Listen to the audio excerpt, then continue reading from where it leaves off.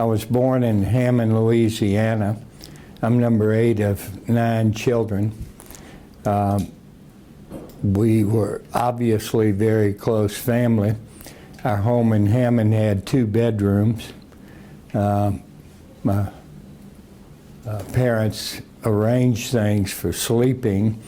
We had a screened porch, so typically that's where the boys slept. So the girls, my parents, and oftentimes one set of my grandparents would be in the house.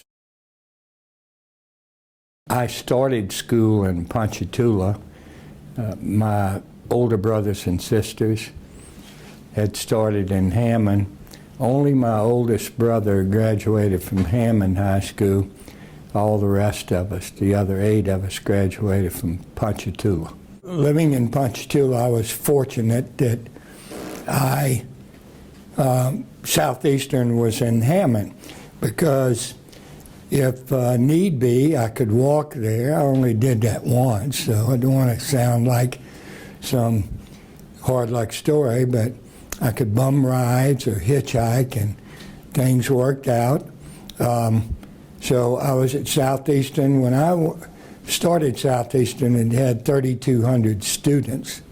Another part of Providence taking care of Jimmy Kuhn was the fact that Southeastern had a whopping registration and tuition fee when I started of $37.50 a semester.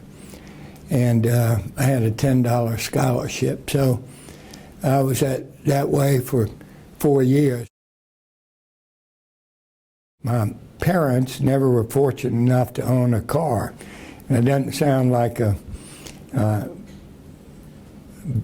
issue, but the issue was I could never by myself pick up a date and go out. And this was true even when I was in college. So eventually, right before I graduated, I was able to buy a '57 Chevrolet used.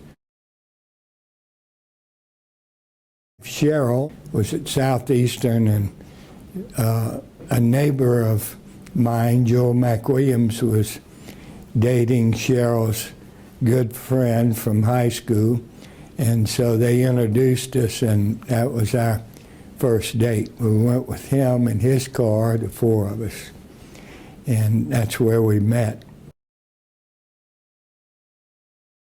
I had graduated from Southeastern. It was the height of the war in Vietnam, and I get a call from the night before I was going to join the Air Force. My best buddy that grew up with me, he and I had agreed the last week of class to join the Air Force and fly airplanes. So he joined, and I had to go to work, so I said I will go join the Air Force in the morning. That night I get a call from the National Guard permanent duty man and asked me if I wanted to be in the National Guard. I said, you bet. So I joined the National Guard and wasn't sent on active duty because so many people were going through basic training on their way to Vietnam.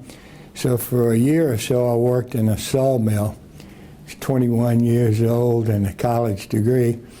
But eventually, after Fort Knox, I was offered 2 jobs here in New Orleans, and I took one of them with what was then called Pan American Oil. It's now known as Amoco. So I was working there, and 3 of the guys that I was working with were in law school and working simultaneously, and I thought, I want to do this too, because I saw it as a vehicle for helping people. In law school, I can't say that I really made close friendships. Initially, Cheryl and I lived on the West Bank. She was teaching at Archbishop Shaw, and I was working in Lee Circle. So in the morning, she would drop me off at Lee Circle, go back across the bridge and teach. Then she would pick me up at Lee Circle. I would drive her back to our apartment, and then I would drive to Loyola and then drive back home. And the way it was set up, I was in class 4 nights a week, and I really, frankly, didn't have time to visit or socialize. My legal career started in Hammond. Since I'd gone to Loyola, Cheryl and I were living in New Orleans, and I had some job offers here, but I wanted to go home so badly that I got a job offer from this firm that one of the men is deceased, is Pittman and Matheny. Their law practice was in the Florida parishes, with the exception of Travelers and Allstate Insurance Company. They represented every insurance company existing. So I got sworn in one day. That the day before, they had handed me, one of them had handed me a file and said, go to Franklinton, Louisiana and try this. And I asked who was going with me, and the answer was no one. So I went to Franklin, promptly lost that case, but when I got back to Hammond, where the office was, I thought to myself, I better go check and see how many other files are ready to be tried and where they are. So they had given me a file cabinet. It was my file cabinet. And I went back and counted, and I had 600 files in there. A lot of them were subrogation cases, but it was a lot of work. But I worked there for several years, and what they taught me was how to get into a courtroom. After that, I practiced law in Denham Springs for, let's say it was 20 years. I had 2 great partners there. We had a great law firm, and we, either intentionally or the way things worked out, I wound up being the person who went to court on whatever it was. In the evenings, I was representing the Livingston Police Jury, so I'd be at their meetings or occasionally some other public body meetings. I had the good fortune of being offered a position as assistant DA. It was part-time, low-paying job, but it also was in the courtroom, which I enjoyed. So I wound up representing, by virtue of that, public bodies in court. And I did a little prosecution, and right at the end there, it was focused on drug cases. So I did that 11 years before I was elected to the district court. I had decided to run for judge, and it's maybe a strange reason. My wife and I adopted twins, boy and a girl, when they were a week old. And so they were, I'm guessing, 4 or 5. They could have been a little bit older, and I was practicing law, loving it.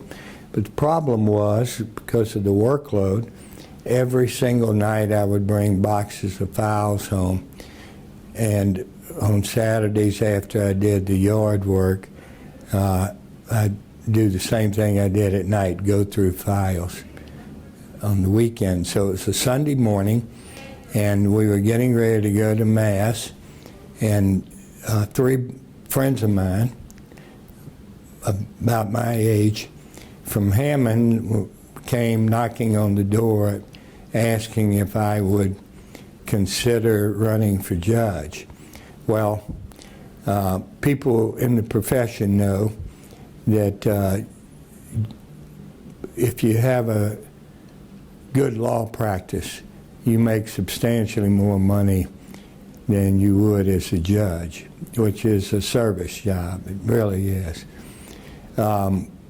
And so I was looking at the kids, and I told my buddies, I missed church, by the way, because they stayed so long, but I told them, I would think about it, but I have to also think about these kids who we adopted, and that's going to make the decision. I struggled with it for a couple of weeks, and Cheryl finally told me, we're making a good living with you practicing law, but good in one sense of the word, but what's it really cost you? And there she was talking about time with the kids and also stress. So as I said, I struggled with it for 2 weeks. And what she said caused me to decide to run. My district judgeship was in 21st. It's Livingston, Tanchville, and St. Helena.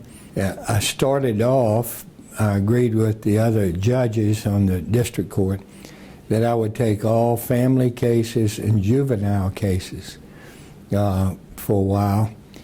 I guess that was a good thing. On reflection, I just think how burdensome it is, how heartbreaking it is for a judge to have to do that day in and day out. But the juvenile cases particularly, because I could see little Jimmy Coons in juvenile court all day, every day. That experience really opened my eyes out about how much good the legal profession is capable of if we all just try a little bit more on that end.